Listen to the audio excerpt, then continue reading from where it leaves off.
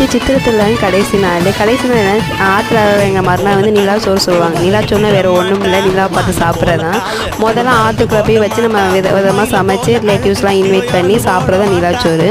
இப்போ வந்து ஒரு 5 வருஷமாக போகிறதில்ல. இப்போ இந்த வருஷம் தான் மழையே இல்லை, அதனால் மாடியிலே உட்காந்து சாப்பிட்லாம், எல்லாம் தூக்கிட்டு போவேன்னு சொல்லி மாடியிலே உட்காந்து சிம்பிளாக சாப்பிட்டுட்டு அம்மா எல்லோரும் போய் ஆற்றுக்குள்ளே போய் என்ஜாய் பண்ணிட்டு வந்தோம்.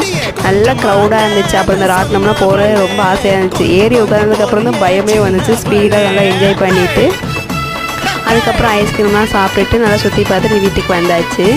மறுநாள் காலையில் அம்மா ஊருக்கு வந்திருந்தனால சரி நம்ம சூடாக தோசை ஊற்றி கொடுப்போம். அம்மா வீட்டில் இருந்தாங்கன்னா ஊற்றப்பம் மாதிரி ஊற்றி சாப்பிடுவோம். நம்ம சுட ஊற்றி கொடுப்போம். அம்மா தோசை ஊற்றி கொடுத்து கிர்னி பழம் 11 o'clock போல் ஜூஸ் போட்டு போனால் நல்லா சூப்பராக இருந்துச்சு. இந்த வெயிலுக்கு நல்லா ஜில்லுன்னு இருந்துச்சு. ஆஃப்டர்நூனுக்கு மீன் மட்டன் கிரேவி முட்டை வச்சு சிம்பிளாக முடிச்சாச்சு. மீன் குழம்பு வச்சு. நம்ம வீடியோ மறக்காமல் லைக் பண்ணி பாருங்கள். ப்ளீஸ் சப்ஸ்கிரைப் பண்ணுங்கள். நெக்ஸ்ட்டு இன்ஸ்டா வீடியோவில் பார்ப்போம். அது வரைக்கும் பாய்.